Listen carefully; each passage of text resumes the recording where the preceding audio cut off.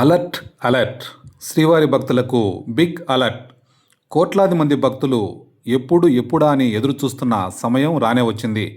Luck ఉంటేనే శ్రీవారి వైకుంఠ ఏకాదశి దర్శనం. మీ అదృష్టాన్ని ఇప్పుడే పరీక్షించుకోండి. వైకుంఠ ఏకాదశి దర్శనాలకు సంబంధించి దర్శన టికెట్లు టీటీడీ ఆన్లైన్లో విడుదల చేసింది. ఆన్లైన్లో రిజిస్ట్రేషన్కు అవకాశం కల్పించింది టీటీడీ.